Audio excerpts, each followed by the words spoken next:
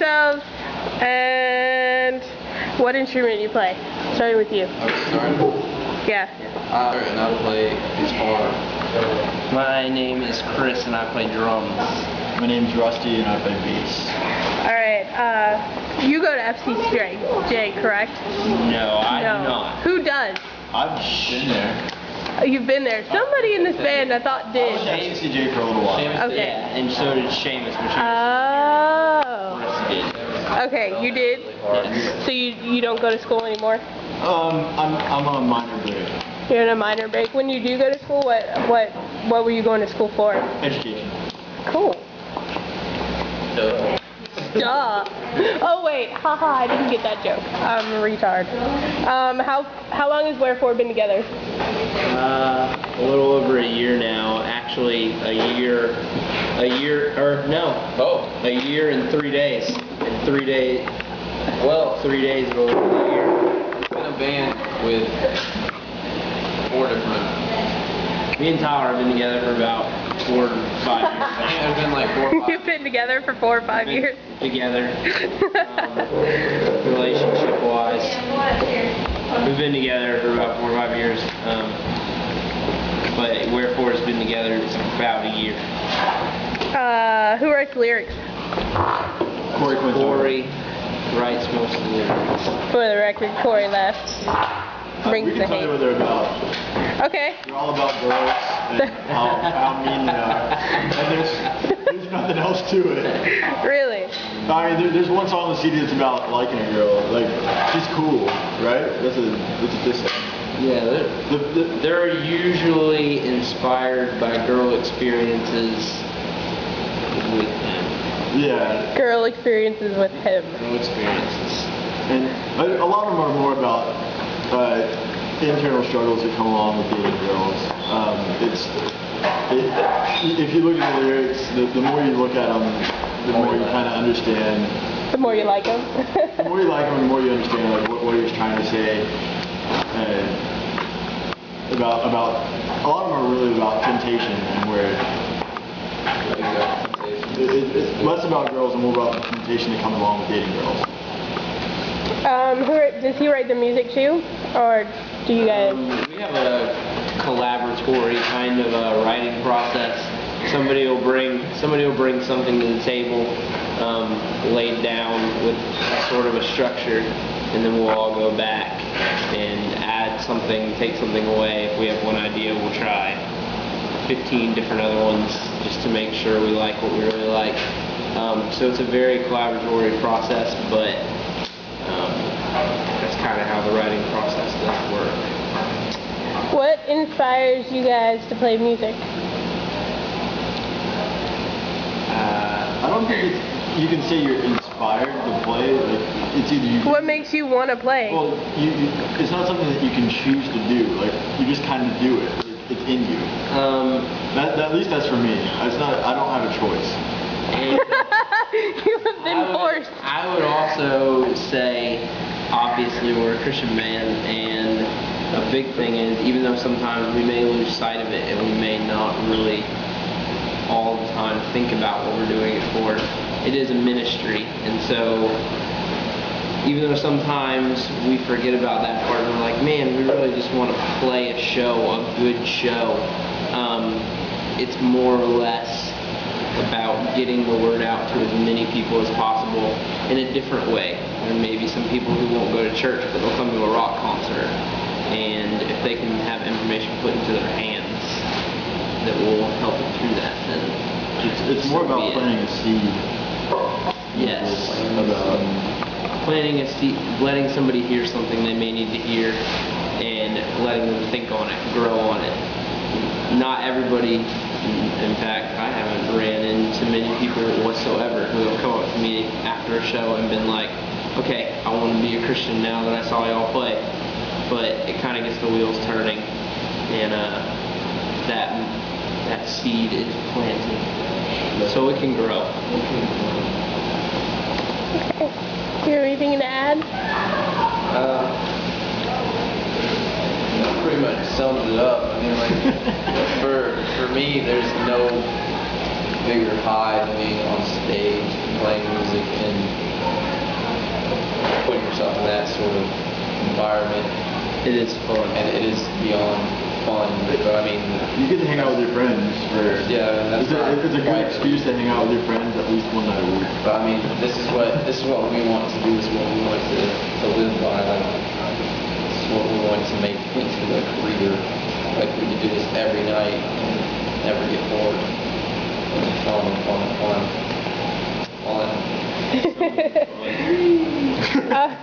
What would you say is the hardest part of being in a band? Personality differences. Personality differences is a good one. Everybody has different likes and dislikes, and even though we're all friends, We don't like each other. not at all times. Everybody has a different thing that's important to them, or like we're really good friends when we get together. Sometimes everything's clicking all the time, and other times one of us is mad at all the other three, and at other times all three are mad at one. And it's just kind of a whatever. That is a big one, personality differences. At least in this band. Other bands might struggle in different areas, but for this band, I think we're 4 different people that come from 4 very different musical backgrounds, and it's a big struggle. Except me and Tyler, our musical background has been the same the entire time. Person. He weighs a little bit more than me, but that's. I weigh a lot more than him. You can jump better than you. For the record? Yeah, That's your opinion, Rusty. We'll write that in. I've only seen you play drums once. Where do you hope to be in 10 years, ideally? U2. I want to be U2. Preferably a U2 with Bono on drums. I want to be Bono. But I would just say, really, it doesn't matter to me. Like if the band doesn't really go as far as just playing locally or going on a couple of little small tours a year, and with a small indie label, that'd be great. As long as playing music and if it pays the bills, great. I hope in 10 years that's where it's at, is paying the bills and still having a good time. But playing music and getting the word out, that's where I hope to be in 10 years at least. In 10 years, I hope we're all married. That's true, because there's one of us that's working and 3 of us that's not. Alright. If you weren't in a band now, what would you be doing? I'd probably be in school. Yeah, I'm a professional dreamer. If I weren't playing music, I'd probably be hunting with my stepfather all the time. You don't even understand. You wouldn't even have a job, you just hunt. No, I wouldn't hunt. That's exactly it. I would just hunt. Small animal by day, afternoon large animal, and at night nocturnal animals. At night nocturnal. You're gonna hunt lemurs. Yeah, we'd make a lot of trips. I'd go to Africa a lot. But seriously, probably just golly, if I had to play music, I'd be a really boring person. I would be really boring. I would probably. Yeah, I'd just be boring. You'd just be boring. My brother's one of those people. But he doesn't play music either. He's just horrible. Okay, now I just got. Why is that? Okay, apparently a question I need to ask is, what's your favorite kind of cookie? Kind of what? Cookie. Cookie? Oatmeal raisin. What? Chocolate chip, hands down. I like those sugar cookies with the sprinkles on them. They get a Christmas. Oh, those are good. Those are pretty good. Like the candy things. Oatmeal raisin. Corey's favorite cookie is. He didn't like cookies. No. He doesn't like cookies. Who doesn't like cookies? Favorite Corey is Corey suck Quintard. cookie. I'm kidding. I love Corey. Corey- I don't know his favorite Corey cookie. Quintard is the one that. I think you would eat any cookie you put in front of him. Yeah. I think he liked those no-bake cookies a lot at Christmas time. Yeah. No-bake cookies. No bake cookies for Corey. There are no baked cookies. Oh yes, there are. Look them up. Google. They're great. They're peanut butter, cocoa. And you don't cook them? No, they're just like kind of hardened up by themselves. Yeah. That's weird. His girlfriend makes them great. Yeah, those are. They're hot. Alright, if you were forced at gunpoint to get a tattoo, what would you get and where? Just go on my forearm. If I would get I would get a picture of Tyler on my chest. You're so cute. Possibly Mario climbing out of my belly button. Or in all seriousness, a Trinity symbol on my right back shoulder blade. Tyler, what did you get? Oh gosh. I've always wanted an eagle for across the shoulder blades. Because I'm American. Alright. Or a duck chasing a donut across my stomach. I've mentioned this before. Why a donut? Because I had two comic book characters and there were the duck and characters and there were the duck and Mr. Donut. He used to draw him in high school. Yeah, he did. And the duck chased the donut. The duck chasing the donut. All that matters. Okay. And last but not least, what's your most embarrassing on-stage moment? Apparently, I don't think it's embarrassing, but there are people, I won't name names, but they think I'm a terrible dancer. They say I don't have any rhythm. Actually, Chris from AWO is the worst dancer I've ever seen on stage. Apparently I'm pretty bad. Apparently people were laughing at me tonight about it. I don't know. watching. Yeah, they were sitting on the balcony. These 3 or 4 girls were sitting on the balcony, and they kept turning around and laughing at them. And then Oh, that's sad. But I'm okay. I'm not embarrassed about it, but that's probably my most embarrassing quality. Chris, Feet.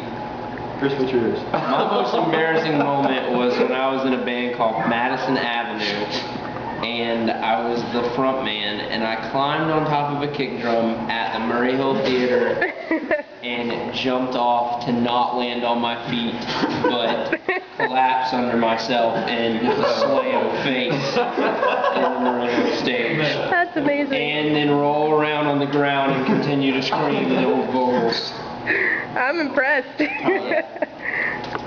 I can't really think of one, but I mean, this wasn't too embarrassing, but tonight I was about to start a solo, and I got all up in this kid's face about to, shock his face, and my pick went flying right before I went, so I was like, and I couldn't really continue Was that to be cool after that. That's It gave me the awesome. kickback. Oh, that was nice. Well, that's nice. And That was nice. Corey's most embarrassing moment. I love how you're answering for him. That's amazing. Well, this is just from personal experience. Tonight, when his amp made that screeching noise, That was the best sound ever. and he had no clue how to fix it. It sounded like a siren. It sounded like R2-D2, dude. It sounded like... At the very last one sounded like we needed to evacuate the building or something. Yeah. Yeah, so that's Corey's because I know he was frustrated.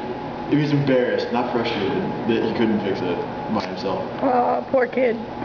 It was fun. And you guys are from Middleburg, right? Middleburg, Bird, Orange Park OP, area. Jax. Area. I live pretty far away right now. We actually live pretty spread out from each other now, but we're all from that area, that general area. Well, at least you don't all live together like Parade City. Have No, house no. shows at your house. We're not in club. That was a We sweet did show. play that